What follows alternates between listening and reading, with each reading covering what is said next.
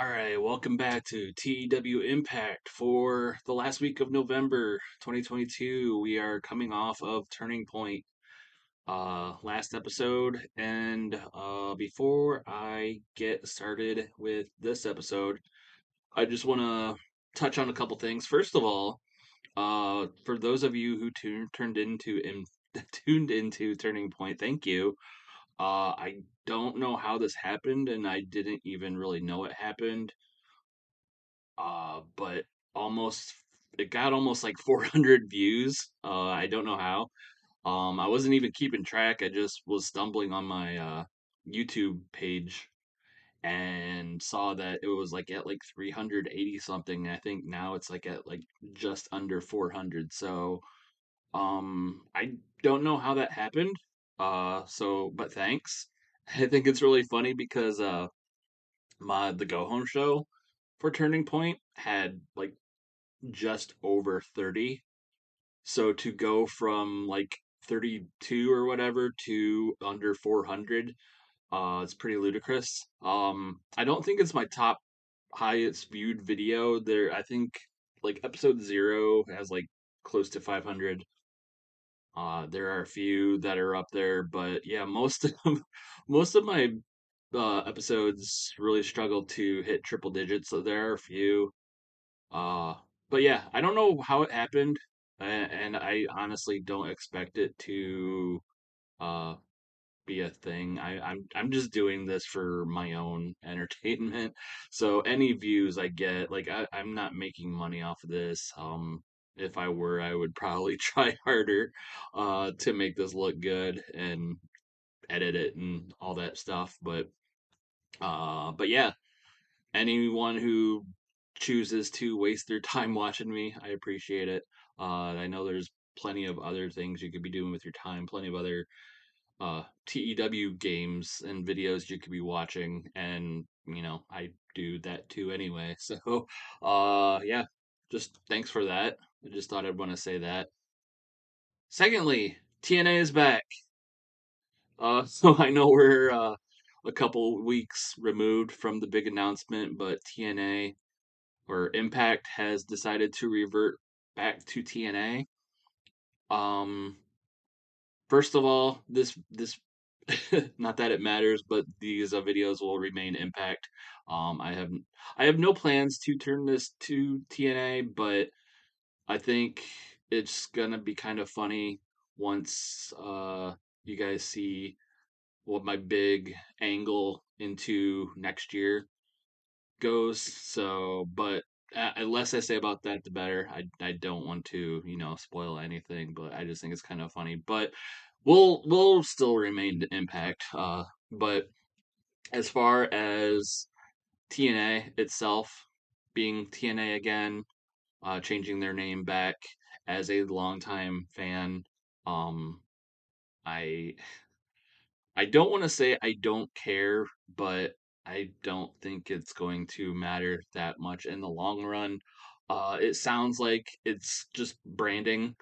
It sounds like they're not going to bring back the six-sided ring, uh, because no one wants to bump in it, which I don't necessarily blame them. But it sounds like they're getting new belts, like a new production facility, and a name change. Beyond that, it just sounds like it's going to be the Impact that has been since Damore's been running things, which has been fine. Um, but it's just branding.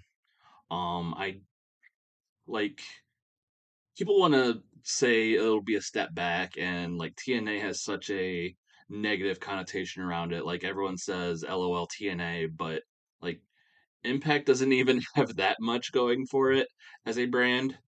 Um, like Impact Wrestling to me is like the last year of Hogan and Bischoff's run, that where everyone is checked out to the point where people forget that Chris Sabin was holding the world title. Um, and then you go into the Billy Corgan years, and Pritchard and Al Snow running creative, and they tried giving chances to guys like Eli Drake and uh, EC3, but also guys like Del Rio, and just no one cared. And um, then you go into like the pandemic era where they thought, like, they made Tessa Blanchard the focal point, which didn't end up well. And like, really, Impact is really like has only been taking off, if you can even call it that, like the last couple years, just by being like a solid show. And even then, there's, like I said with this video, like, with this game when I started it, like, what if Impact was better? There's still, it's still a company that thinks people want to see Bully Ray in 2023, which, I don't think many people do, but my opinion anyway.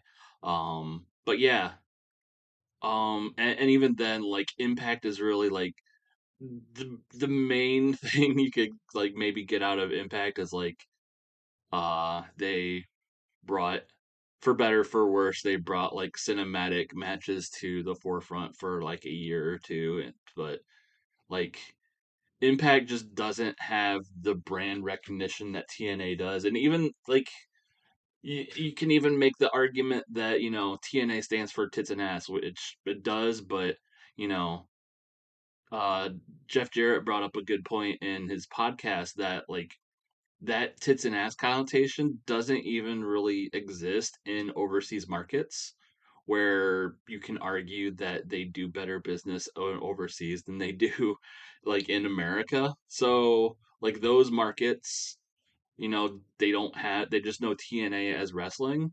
So like, but in the end, it's like, it's just branding. I don't really expect like a big, like, seismic shift in fans. People who, the people who have still call it TNA are still watching. Anybody who has still like hung on this long is, I don't imagine many people are like, oh, TNA is back, and uh, you know, let's watch it. And plus, like, they can't bring back like the things that, or the people that TNA is known for. Like, they don't have access to like AJ Styles or Samoa Joe or Jeff Jarrett or Kurt Angle, or all those guys. And but then, like, you think about the negatives, where it's like, oh yeah, they could bring back Vince Russo and Dixie Carter, and it's like, no, don't do that either. But they're just, it's the Demore ship right now, and he's just putting a new flag on it. And the flag, well, the old flag on it. It's the TNA ship now instead of the Impact ship now. It's just a new flag. And in the end, I don't expect it to be a major change. It's just, business as usual. Maybe, I don't know. I can't really say, but that's really all I have to say about that. Um, yeah, just the if you really are hung up on Impact, this video, these TEW videos will still be here, at least for the time being, until I just get lazy and give up. So, yeah, enough about that. Let's just get to the news. All right, so I didn't do last week's Impact numbers before Turning Point. So we got Impact and Turning Point numbers to go over. So Impact BTI, as always, zero point 0.01 TV rating. Overall rating was a 37, up from a 32.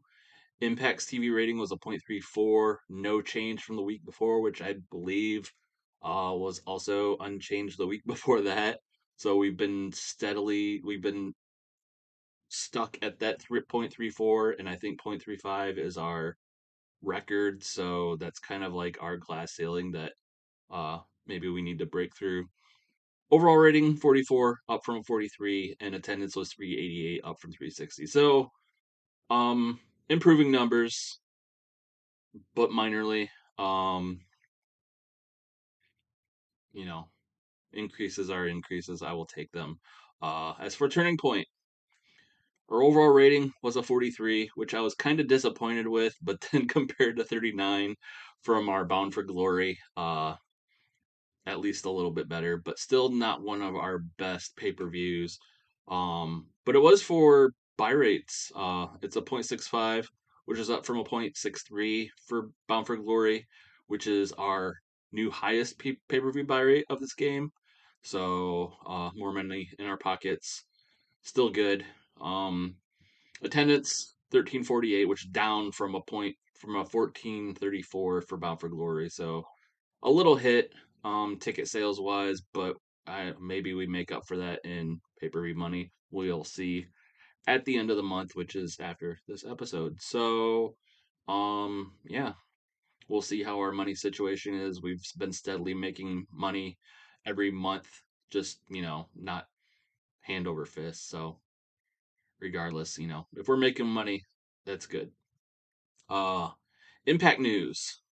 So I mentioned before Turning Point that we had a backstage incident, and it was Mercedes Martinez offering to put Jalzia over. That offer stands for 2 matches and expires in 5 months. So yeah, that's something we will definitely try to take advantage of soon. Christian Cage, our world champion, will be loaned out to PWA as part of our worldwide alliance. It looks like they only run shows the Saturday of week the first week of every month. Um I don't know how long the loan is for. I don't know if it was said or if I usually assume it's like one show or whatever. Um it shouldn't be a problem for December because we don't have any conflicts, but it may be an issue in the future. We usually tend to run our pay-per-views on Saturday, so I might need to change that to avoid running the same night as PWA usually runs. Trey Miguel accepted our extension to a written deal. I think we had extended it before Turning Point and mentioned that previously. Heath and Josh Matthews accepted extensions to their handshake deals. Um, I probably should have put Heath on a written deal, but I didn't. I don't know why, but Trey Miguel is under a written deal, and Heath and Josh Matthews are under handshakes. We terminated Yasutaka Yano's excursion contract due to him being a real life pervert and getting booted from Pro Wrestling Noah in real life. It's not like I was using him anyway, so we just terminated the contract. I did look, and Noah does have a mildly negative opinion of us, but I didn't look like directly after, before, or directly after doing this. So I don't know if this was necessarily the reason that they have a mildly negative opinion of us, but they it might be. I don't know. Um, but personally, I don't necessarily care. Um, at least not for right now. But yeah, yes, Takiano not on our roster anymore as part of his excursion. And then I went ahead and tweaked gimmicks for Homicide, Black Taurus, Savannah Evans, and Janai Kai. I was going through the roster, kind of looking at people whose gimmicks were not that great, and also just gimmicks that needed tweaked. Homicide, we don't necessarily have any immediate plans for, so we won't really see the result of that tweak anytime soon. Um, but Black Taurus, Savannah, and Janai Kai, I think, are all booked tonight, so hopefully that ends up well for them. WWE news. This actually happened before Turning Point, but I didn't. I figured I would just mention it with the other WWE news, which there's quite a bit. Shotzi defeated Shayna Baszler on SmackDown to win the SmackDown Women's title, her first reign with that belt. Then on Raw, we had 2 title changes where Randy Orton, The Miz defeated Kevin Owens and Drew McIntyre to win the Raw Tag Team titles, their first reign together. I'm sure they've won them multiple times separately. I wasn't gonna bother to look. And then Asuka, not Asuka, Asuka and Rhea Ripley defeated Carmella and Selena Vega on Raw to win the women's tag team titles, their first reign together. Again, they've probably held those belts. I know before Carmella and Zelina, it was Rhea and Becky Lynch were the previous women's tag team champs. So, and factoring Asuka, having held the belt with Kairi Sane and all that. So, but their first reign together with those belts. Bailey, Angel, and Scott Stanford extended their exclusive written deals, and then Jimmy Uso struck up an online friendship with the Grim Reaper, of all people. So, uh, good for them. American news for AEW. I think this was also mentioned in Turning Point. Yeah, this was like post show Turning Point, stuff. But Frankie Kazarian defeated MJF at Full Gear to win the vacant NWA National Heavyweight title, his first reign with that belt. It was vacated when Chris Mordetsky left for New Japan, but he didn't even really defend it prior to that much. I went and looked. I'll probably look at this again later in a video, like in a year-end like recap video, but most of the NWA titles are held by AEW talent in that due to their alliance. So I know Cody is NWA champ, Mercedes Martinez is women's champ, Abaddon and Diamante are women's tag champs. The Varsity Blondes are their tag champs. So most of the NWA belts are held by AEW talent. And then John Silver has officially left AEW for WWE. His contract has kicked in. I don't think he's been on TV yet, so we don't know like where he's going to land. At least probably not till next week. NWA. Tyrus defeated Mike Knox at a power taping to air next week to win the world television title. Like I said, uh, this might be the only NWA title that is held by an NWA talent. So, but it is Tyrus's second run with the world television title. Better that belt than the world title. And then Paula Blaze and Pat Kenny have extended their handshake deals. International news. New Japan. Speaking of Chris Mordetsky, he suffered a partial RCL tear and will be out for over a month.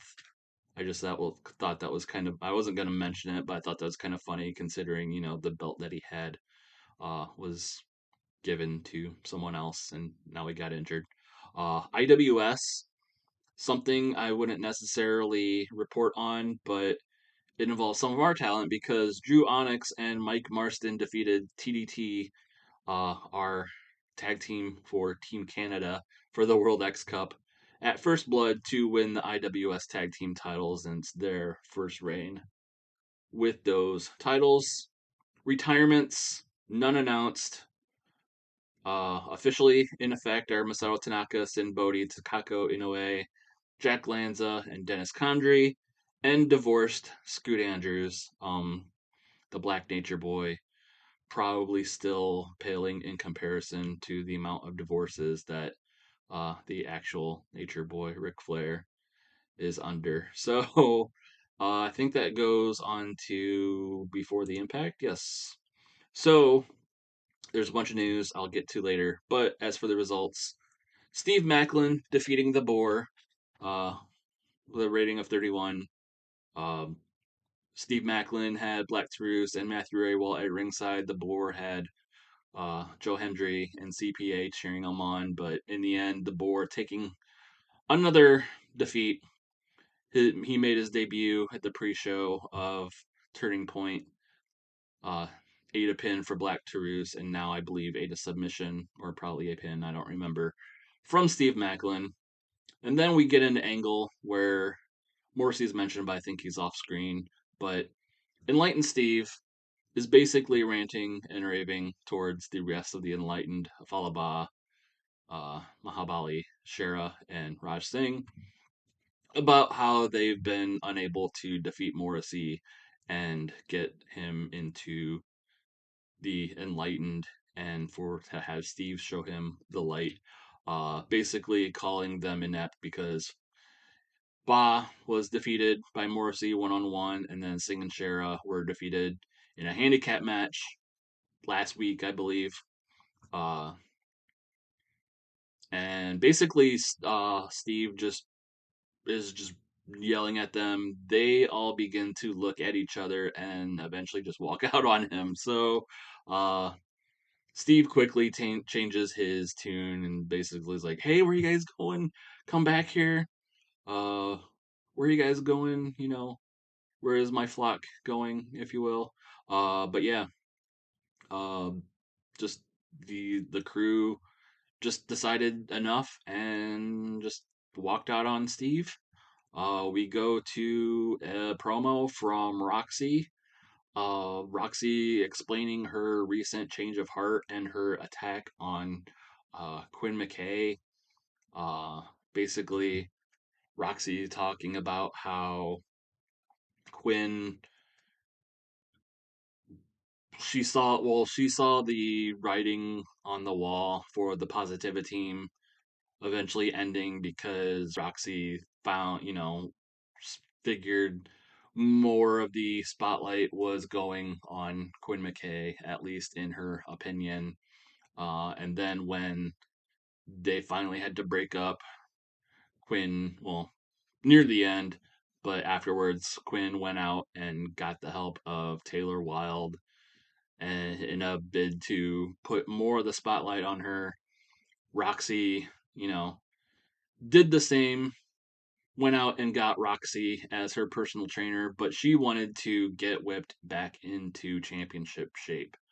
Uh, Reminder that Roxy was the last Ring of Honor Women's World Champion, and Roxy basically says, like, I was a champion. Quinn, you were nothing but an announcer. You were nothing but an interviewer. And now you think you're, hot stuff getting into the ring. I need to remind you that I am a prodigy. I am, the youngest, women's Ring of Honor champion, all that stuff. But basically confirming like her heel turn, which we'll get into later in the news, but also challenging Quinn to a match next week on Before the Impact. And then we get a bit with the learning tree. We get kind of like a training session where Dylan Postel and Brian Myers are, like kind of putting Avery Good and VSK through a training uh, loop, I guess, training routine. They just kind of finish up. And Dylan reveals that he got matches for the learning tree. And Brian is like, well, that's good. Way to show initiative. I can't wait for, these guys to get back on track again. And Dylan just looks at Myers is like, well, I got you a match too. You're the so-called leader. You're supposed to be leading by example. So all of you have matches next week. So, we should expect, to see some sort of improvement, but, we'll see how that works out. And then we get uh, the digital media champion, Zhao Zia, coming out to the ring. She cuts a brief promo talking about how she, went through a war with Maxi Impaler to retain the title before on the pre-show for Turning Point, but she wants more. She is willing to put the digital media title on the line right now against a challenger. It says Susan, but Su Young comes out, accepts the challenge. And in the end, we get Zhao Zia defeating Su Young to retain the digital media title.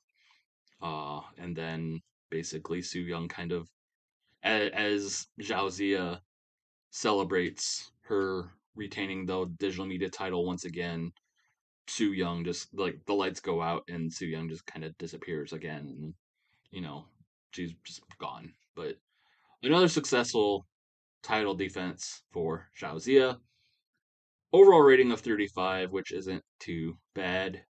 Uh, we officially changed Roxy's gimmick from fan favorite to jealous, and it got an initial rating of great. Um, and I believe this was also in the Roxy segment, but It was an interview by Gia Miller. We did change Gia Miller's gimmick from a personality to girl next door realistic, and it got an initial rating of awful. So, um, that's unfortunate. Um, yeah, I've been just kind of wanting, to use Gia Miller as the like official interviewer, and I think I do use her in Impact, so we'll see how that works out. But yeah, just not working out well for her. And we had another backstage incident, and much like Turning Point, it was someone else wanting to put someone over. I don't know if this is because overall morale is doing great. We did reach 100 at one point, but it dipped back down to 99 after the pay per view for whatever reason. But morale's still high. I don't know if this is the reason, but it's interesting that Christian Cage wants to put Zicky Dice, of all people, over. So Christian Cage, our world champion, wants to put Zicky Dice, someone who's been at the relative bottom of the card lately, over. Good for 2 matches over 6 months. So yeah, that's something we need to keep in mind. I don't, especially as long as Christian Cage is world champion, I don't know how that's going to necessarily happen, but it's something to, keep in mind for the near future. Um, yeah, and that's it for before the impact. Let's go straight to impact. All right, so we're starting off impact front of 313 people, so in attendance is taking a hit right away, which is kind of a bummer. But we will soldier on. We start off with the World X Cup match of we have lieutenants matches this week, so the seconds of each team.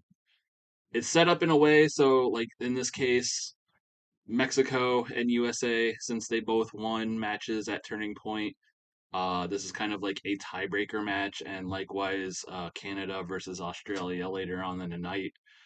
They did not, neither of them won at Turning Point, so whoever wins tonight will get a point. Tonight's matches are only 1 point, but enough to break a tie. In this case, it's Willie Mack for Team USA defeating Laredo Kid of Team Mexico with a Chocolate Thunder Bomb. Segment rating of 41 to start the show off. Uh, Advancing the storyline, not losing heat, which is good, but not gaining heat. Laredo with a 44, Willie Mack with a 36. So in this case, Team USA getting one more point. Um, I think that puts Team USA at 3 and Team Mexico at 2. And we get a post-match celebration with Willie Mack and the X Division champion Swerve Strickland, maintaining a segment rating of 41. So basically, just something to, you know, keep the our X Division champion visible, considering he has nothing else to do tonight. But celebrating a runaway lead, if you can call it that, Team USA leading the pack with 3 points this week. We go backstage where it is kind of like a mix of Petey Williams and Mike Bailey arguing with D'Lo Brown. They talk about how uh, Mike Bailey signing the autograph for that kid before his world title match at Turning Point resulted in him accidentally signing a contract to join Team Canada. Mike Bailey's like telling D'Lo Brown's like, I didn't know that was a contract. I thought I was just signing autograph for a kid. And PD's like, hey, a contract's a contract. You know, everyone saw you sign it. Look at it. It's, there in black and white. You signed a contract to join Team Canada. And Bailey's like, I didn't know. And, I was focused on the match. And D'Lo Brown's like, you know, like, I know this was done dirt. I know this was done like dirty. Bailey, you had this contract, you know, you signed this unbeknownst to it, you knowing it was a contract. We could take the time. to dispute this, but that would eliminate, that would take time, that would, and basically eliminate Team Canada from the World X Cup. And PD butts in. He's like, yeah, you don't want to do that. You don't want to disappoint Canada, right? We gotta win this for, the home team. We gotta win this for Canada and prove everyone that, Canada reigns supreme in the World X Cup. And Mike Bailey's just like, fine, I guess. Like, I don't have to worry about the world title anymore, like that's behind me now. And I got, PD's like, well, yeah, you got nothing really else planned, so why don't you just stay on, help us win? You're the pride of Canada right now, right? And with, with me leading the way, we can, take this all the way. And Mike's like, fine, I guess, I'll do it for Canada. And PD's just like, well, that's pretty good because you better get ready because your match is up next. So, hurry up, get out to the ring. I'll get you out there and let's show, the world what Canada can do. And just so Mike Bailey, a part of Team Canada, basically, whether he wants to or not. Segment rating of 35, PD getting better at his gimmick. The storyline gaining heat, which is good. Unfortunately, Mike Bailey, as the lieutenant of Team Canada, has to go against the lieutenant of Team Australia in the form of Jonah. Not to mention that, Mike Bailey just finished having arguably the most important match of his career at Turning Point. Unfortunately, losing to Christian Cage in a world title match. So he is likely tired, and this basically ends up an extended squash. Jonah defeating Mike Bailey after 8 minutes with a brainbuster. Mike gets, some flashes of babyface fire. Maybe he goes for those rapid fire kicks, but they just bounce off Jonah, and Jonah just basically plants Mike Bailey into the mat. Probably, like, flattens him with a splash or something. And Team Australia, Jonah with Buddy Matthews at ringside, Mike Bailey with Petey Williams at ringside. Petey, obviously, like, not taking this well, but Team Australia getting the win, getting 1 point. Team Canada remaining 0 points. Segment rating of 42. Storyline gaining heat, which is good. Everyone had pretty good performances. That kind of, I'm sure there's some negatives that drop this down to a 42 when everyone's getting 47 and a 49. But did this work? The crowd booking. I wonder if I should change the unable to use spinal impact moves. That seems to be like our big penalty for uh, pretty much everything at all of our matches. And then the storyline having low heat, which is to be expected because it just started. But yeah, anyway, this is where I will put in post the standings for the World X Cup. Team USA in the lead with 3, Mexico with 2, Australia with 1, and Team Canada with nothing so far. We go backstage to Colby Corino and his Crusade, now including John Skyler. Colby cutting a promo about how he defeated Homicide at Turning Point in a 51-50 street fight, defeating Homicide at his own game. He kept Anthony Henry and Hikuleo back to prevent them from interfering, but no one expected John Skyler.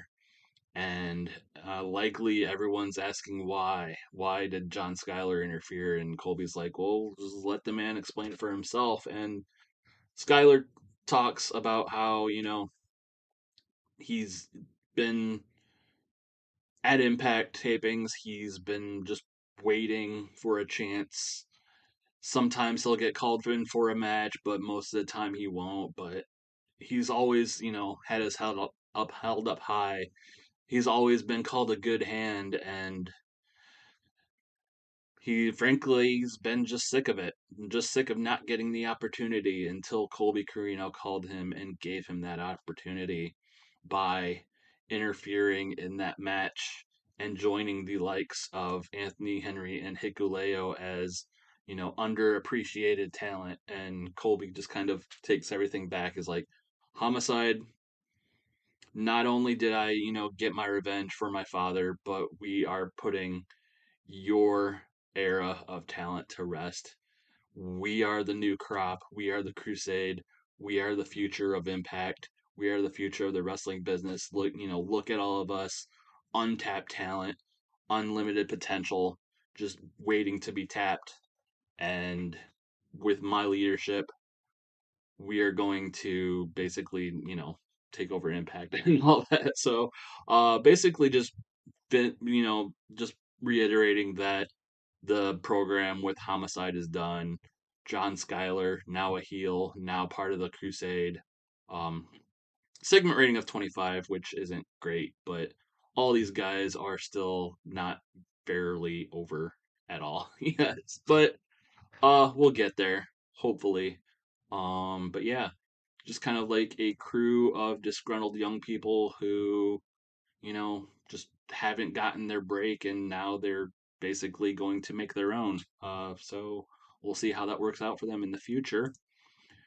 We get a promo from, well, rather an interview with W. Morrissey by Gia Miller. Gia Miller, thankfully, getting better at her awful gimmick that we gave her before the Impact. But basically, Gia asks W. Morrissey about, he's been having to deal with Enlightened Steve and his crew, and just kind of wants to get his opinion on just what he's been doing. And Morrissey's just like, I've tried to explain it to them, like, Steve wants to show me the light, but I kind of want to show the other guys, like, I get it, you guys want to have strength in numbers, but when you're me, when you are the numbers, you have the strength. You don't need numbers. So, like, I tried to do the group thing. It didn't work. And I know I'm strong enough to walk alone, and I'm proving that to myself. Maybe it'll get through to the rest of them, but honestly, I really don't care because, once I'm through with them, it's onward and upward, and, hopefully eventually to the world title someday. So this was mostly just to get Morrissey on the show because I realized I didn't really have plans for him, or at least have him appearing this week and not necessarily next week. So just something to get him on the show. Unfortunately, segment rating of 30, so that's not great, but something to keep Morrissey visible. And then we go elsewhere backstage. We see it's like basically the Nasty Women and Assassins locker room. Uh, Mercedes Martinez is kind of holding court over the rest of them. Tasha Steele, Savannah Evans, and Janai Kai. Um, Evans and Janai are kind of just bummed out, but Tasha's just kind of like bouncing and kind of just like ready to do something. And Mercedes is like going into her speech. She's like, all right, none of you won at Turning Point. You guys lost all your matches, but this just means we gotta take a chance. We gotta take our time, focus, regroup. It's like, you guys, none of you won your matches, but none of you lost either. And Tasha just jumps up. She's like, "Yeah, you're damn right. We didn't lose. I don't know if you were watching our matches, but I didn't get pinned in that Knockouts title 3-way, so I didn't lose. Savannah and Janai, they didn't get pinned in that 4-way tag team title match. They didn't lose. So why do we got to stand back and regroup? You know what? As far as I'm concerned, I still got a title shot, and I'm going to go get it. I'm going to go out and get it tonight somehow." And she just gets up and walks out. And Mercedes just kind of like, "All right." Because this is like the second week in a row she's just kind of like defied Mercedes and, like her wisdom, I guess, or her, like, you know her advice. and just kind of just jumped up and doing whatever she wants to do, and Mercedes just kind of like, okay, fine, you're going to do your own thing anyway, so just go do it. Segment rating of 29 for that. We'll see more of Tasha later on in the show. We get the boys versus Power and Finesse. Kind of a warm up match for the announcement that the boys and Dalton Castle are in the enough to crown the inaugural Triple Impact champions. We have trios titles in the works. Dalton Castle and the boys versus Juice Robinson and partners of his choosing. But their warm up does not work out well because they lose to Power and Finesse. Uh, Juice Robinson comes out and kind of like just starts like jaw jacking. Like he kind of eventually he just kind of like just starts arguing with Dalton Castle. That causes a distraction. That causes Chris Bay to I wouldn't necessarily do well, maybe a submission. Who cares? But but basically Chris Bay using the distraction at ringside to defeat one of the boys and get the win. Uh, and at first it's kind of like Juice is looking around. He kind of realizes the boys lost and kind of laughs. But as Power and Finesse make their way up to the ring, or you know, to the back and celebrate, he kind of like puts two and two together and is like, hey, that could be a possible tag team I could go after. So he kind of literally goes after them. But yeah, segment rating of 40. Power and Finesse defeating the boys. Uh, boys with 34 and 31. Will Hobbs with a 34. Chris Bay with a 44. So he carried the match. So, but the boys got a tag team specialist. But yeah, Power and Finesse defeating the boys. Not exactly looking good for their triple impact chances. Then, after a commercial break or whatever, Rosemary comes out to the ring for a promo, and she talks about how uh, like we fought valiantly to try to retain our Knockouts championship, but in the end we lost to Bianca Blair, a worthy warrior and a worthy successor, a worthy uh, holder of the Knockouts championship. But the point that Rosemary wants to make tonight is that we deserve a rematch for that Knockouts title. And her speech is interrupted by Tasha Steeles, who, we assume has just run out from her locker room with Mercedes and all them. And Tasha gets into Rosemary's face, is like, um, I don't know if you remember that match. You might not. Maybe you got knocked out or something, but you got pinned. Not only did you get pinned in that title match, I pinned you before that title match. So as far as I'm concerned, as it goes for title shots, you need to go at the back of the line, and I should be right up in front. And eventually, she is interrupted by Gail Kim, representative of Impact Management. Uh, I don't know if I want to do this as like, because the whole uh stipulated title rematches thing. I don't mind it, but it has been getting overused, so I try not to do uh like automatic rematches.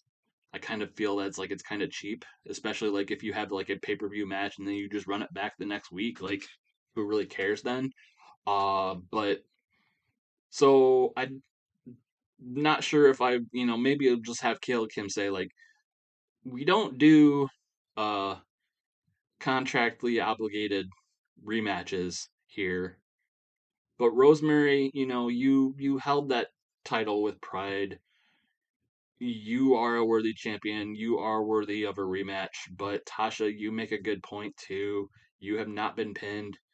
You're worthy of, a title shot as well.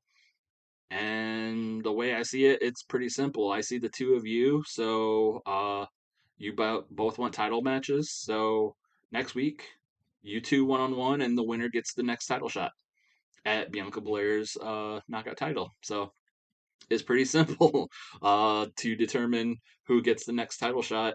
It'll be Tasha Steelz versus Rosemary next week on Impact.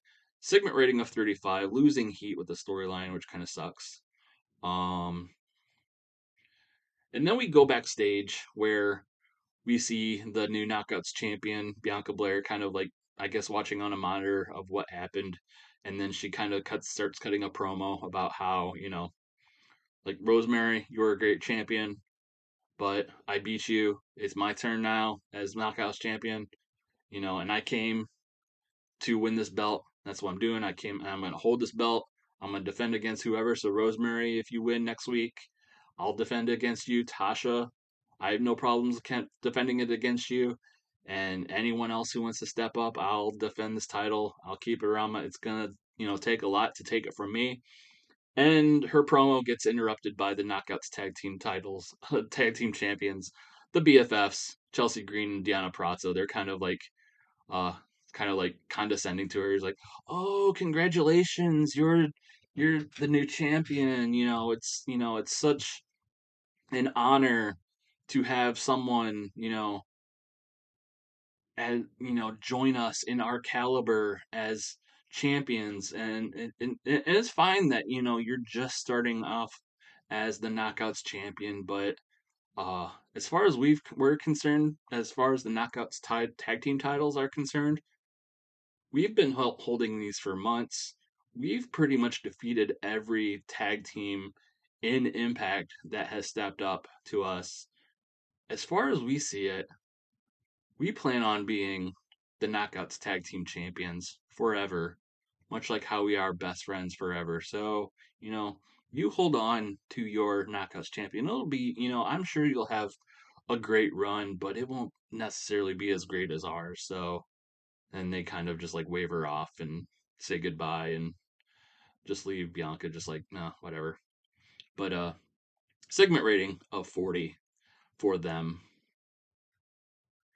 And then we get a match, Killer Kelly versus Willow Nightingale. Killer Kelly revealing herself at Turning Point as uh, the one who's been stalking Willow Nightingale in recent weeks. And tonight she gets the win. Killer Kelly defeating Willow Nightingale by submission after 10 minutes. Killer Kelly with a 36, Willow with a 32, gaining heat for the storyline, which is good. Segment rating of 33. So this is starting off fairly well considering, how maybe lower on the card these two are, but we're doing this to bump them both up, hopefully, and get them more exposure. And hopefully, it seems to be working. Excuse me. And then after a commercial break or something, the World Tag Team Champs, the Motor City Machine Guns, come out with their belts. They come out with the microphones as well, and they cut a promo. And they're just like, we just have a couple things to get off our chest. First of all, you know, the result, what happened at Turning Point. We wanted to show that we had nothing to do with Brody King and his actions regarding Jake something. So, when the match was made and, after the during the match or whatever, we decided we not only did not have anything to do with him, but we didn't want anything to do with him, so we just let him fend for himself in the match. Jake something, you're welcome for that. And also, Heath and Rhino, you're welcome. We gave you your tag team title shot at Final Resolution. We handed that over to you on a silver platter. Congratulations. But we don't necessarily want your thanks, but we do expect an apology for, what you've been saying about us in recent weeks.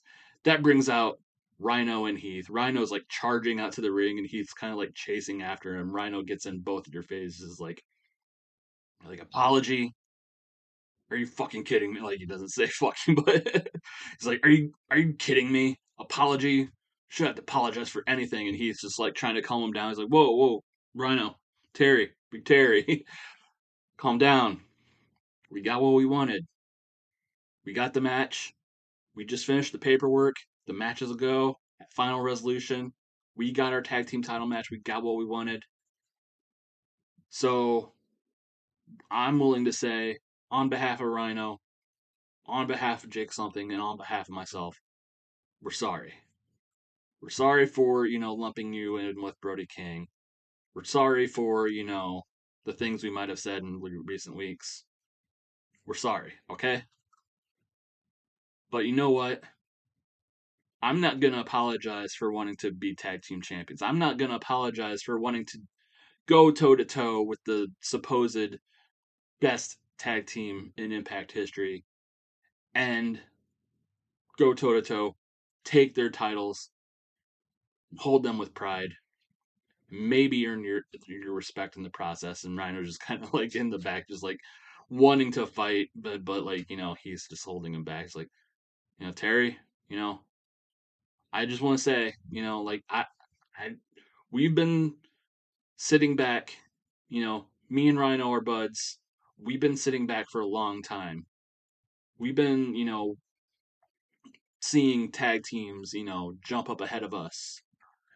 You guys had your fun with the Wolves, for most of the year and, everything else. But, you know, we're stepping up now. We want our chance and we're getting our chance at Final Resolution. And you're going to be sorry at Final Resolution when we take those belts off of you. And he's like, come on, Rhino, let's go. And the Guns are like, yeah, you guys get out of here. But yeah, the matches ago for Final Resolution, the Guns defending against Heath and Rhino. Will Heath and Rhino, finally seal the deal? They've been wanting. They they have not been able to win the tag team titles. Ever since He's come to Impact. Him and Rhino wanted to be tag team champions. They never quite get there. Can they get there at Final Resolution? We'll have to see. But a segment rating of 44 for that. We go backstage. Mance Warner and Danhausen. Well, it's mostly Danhausen that's celebrating. He got his briefcase back at Turning Point. Is like, yeah, we Danhausen got his briefcase back.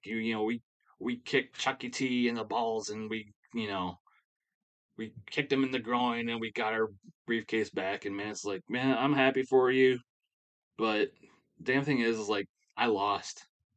I lost against Chuckie T. I'm glad you got your briefcase back, but you know, man, like Chuckie T, has been treating us like a dopes, and you know, he's beaten both of us. It's like I'm glad you got your briefcase back, but he's beaten both of us, and he makes us look like jerks, and that's got to stop. Danhausen's just kind of like not listening. He's like twirling around his briefcase, like I got my briefcase. I'm gonna fill it with monies and all this, but segment rating of 39, losing heat for the storyline, which kind of sucks again. But we get a follow up promo from Chuckie T for that. He's kind of like seen what Danhausen and mostly Mance Warner has said about him, and Chucky's like, "Yeah, you're damn right. I've been treating you like dopes because that's what you are. Like I said, like you said it yourself. I beat both of you. And you know what? I'm so damn good. I could probably beat both of you by myself if I had to. And I don't need no friends to do it. I'm a man low fiber. I'm a man of low moral fiber. I'm Chuckie T. And I'll do what I want. I'll embarrass you and smile doing it. Whatever he wants to say, but uh chance to get a Chuckie T promo. Kind of, I think we did do this unscripted, so that did well.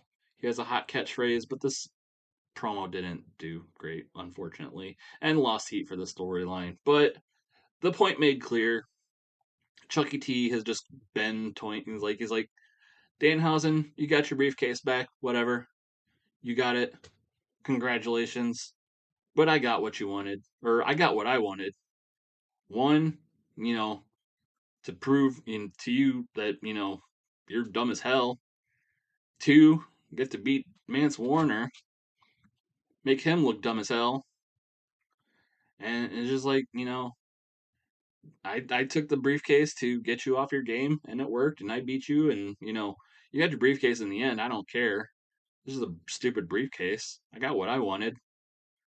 So, but yeah, Chucky T claiming he could probably beat both of them by himself if he had to. Uh, maybe hint hint that could be something that might happen in the near future. Segment rating of 35 for Chucky's promo. We get Brody King versus Magno. This is basically just a squash. Uh, we brought Magno in. Magno TNA Gut Check alumni. We brought him in under local worker one night deal just to have Brody King squash him in 5 minutes after the All Seeing Eye. Magno with an in ring performance of 19, Brody with a 42. We had to give, or Magno came in without a gimmick. We gave him a luchador gimmick with a rating of poor. It doesn't matter because he's only here for one night. But just Brody King just unleashing all of the frustration uh, and the embarrassment that he had to suffer at Turning Point after being defeated by Jake Something and Heath and Rhino, being left out to dry by the Machine Guns. Brody just slamming, just shit canning Magno into the mat repeatedly. Unfortunately, a segment rating of 22, so squashes probably aren't that great. I don't know if Lift the Crowd was the best aim to do that, but yeah, just Brody just treating Magno like a rag doll and just dumping him and just beating him and like going for pins and lifting him up because he wants to do more damage, but eventually just finishing it all up after about 5 minutes. So segment rating of 22.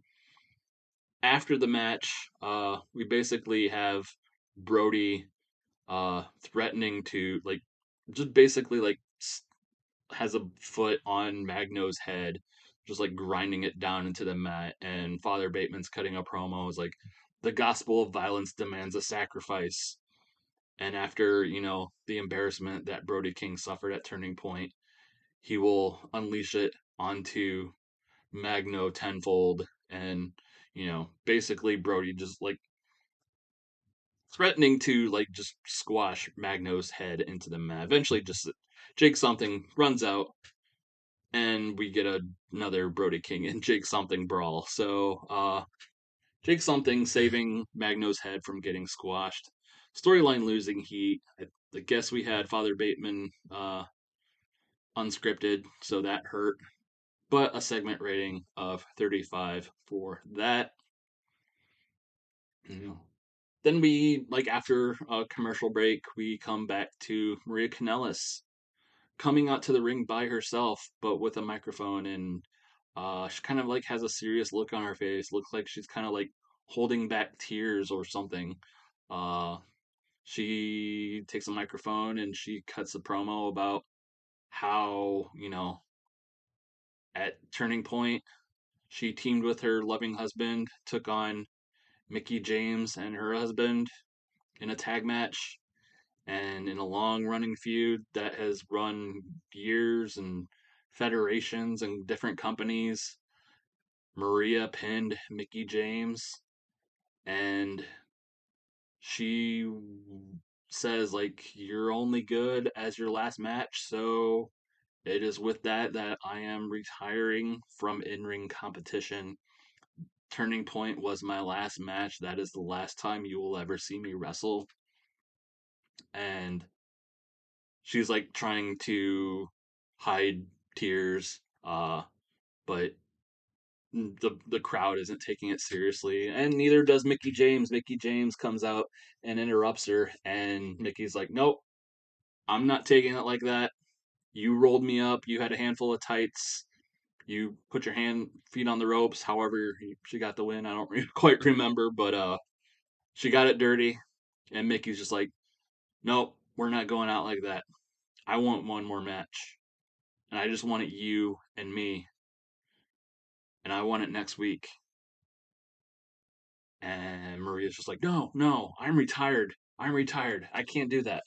And Gail Kim comes out again, representative of Impact Management, and she's like, "Oh, I'm pretty busy tonight, but I was looking over your contract, and it looks like you at least have, one more week before your supposed retirement.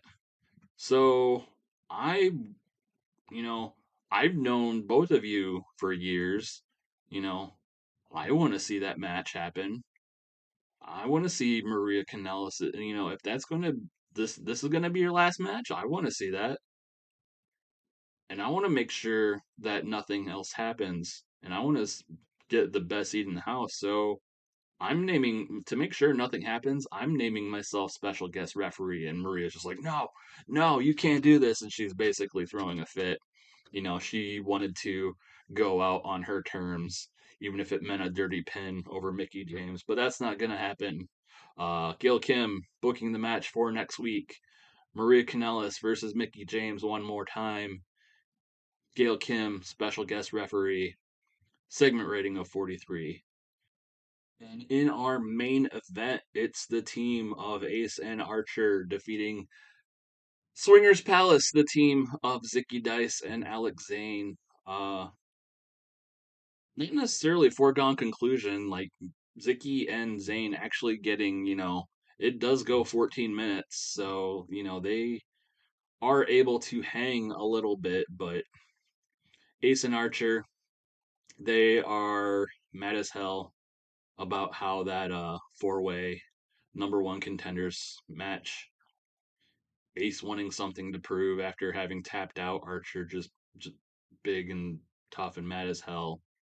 Uh, but yeah, Swingers Palace is able to hang a little bit, but it's not enough. Lance Archer pinning Alex Zane with a Dark Days in the end. Segment rating of 44. Archer with a 52. Austin with a 43. Zane with a 39. Zicky with 31. Austin was off his game, but Ace and Austin or Ace and Archer, uh, showing excellent chemistry teaming together, which is why they are together. So, they might not, neither of them might not have won the number one contendership to the Impact World title, but, they are doing quite well as a tag team. And tonight proved it. Segment rating of 44. And after the match, uh, basically, like, after Lance had pinned uh, Zane, Zicky was kind of like the one remaining, and they lay him out too, and basically want to continue doing the damage. But eventually, Eddie Edwards runs out for the save. Uh, like Eddie and Archer kind of like at least like go to blows for a little bit. Like Archer goes to hit the ropes, but Austin pulls him back out, and Austin just like they Austin wants Archer to retreat. Archer wants to fight. Eddie wants to fight, but Austin just like save it. We'll get him on our own time, okay? You know, like Eddie wants to stick our nose into our business or stick his nose into our business. You know, we'll do it on our time, okay? And Archer's just kind of like wanting to fight, but kind of gets it. He's like, yeah, we'll get you. And Eddie's like, I'll, whatever. But yeah, Eddie wanting to save the day, I guess, and getting in the face of Archer and Austin. I guess I must have did this unscripted as well, but everyone doing good. Zicky improvised well. Archer improvised with the crowd, so segment rating 43, so that's not bad. But that's not how we end the show. We end the show with a promo from the new number one contender to the Impact World title, Josh Alexander. And he talks about how, his history with Christian Cage, his history with the Impact World title, and he's like, Christian Cage has embarrassed me. He's taken my world title. And I said I was gonna come after him. I said I was gonna take it back, and you know, at Turning Point, I won that number one contenders match, and that's what I'm gonna do at Final Resolution. I'm gonna take back what's mine.